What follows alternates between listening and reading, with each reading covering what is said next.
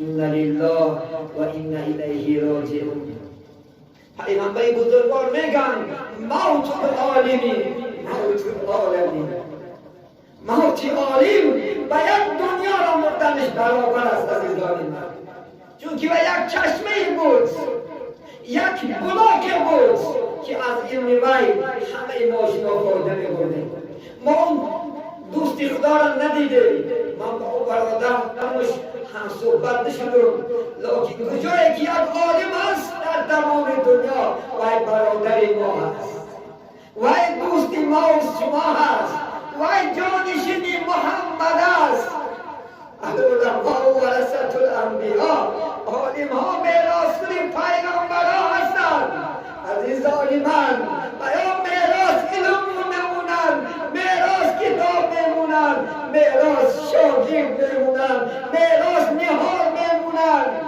از ما و شما چی میگوید؟ عزیزان خدا در گذاری باشد. عالم ها را قربت شد و جا بیاد. شاعر میگد بزرگان اسلام چراغی هر دو عالم عالمانند، به معنی عالمان شمعی جهانند. کسی به علم نمیشناسد خدا را، نیابد راهی حق راهی خدا را.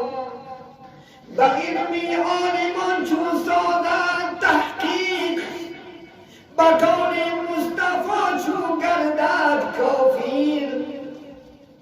رضای حق تعالی در همین است، در این فرمانی رب العالمین است.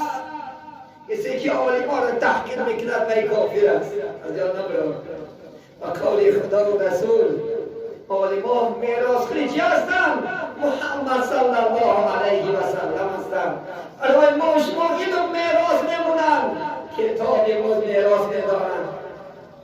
وقتی که خبر به ما گوشی ما رسید، یک سیاهی، یک چشمی ما تاریک شد، و یا که دنیا تاریک شده باشد. عزیزان من، این عالم ها آهسته آهسته دنیا را ترک دارند. شیخ محمد صادق، محمد یوسف، عالم برجسته اسلام دنیا را ترک کرد. آهسته آهسته عالم ها کم در کم، آهسته آهسته این چراغ‌های محمدی خاموشی دسته است. دائم در دعا باشید.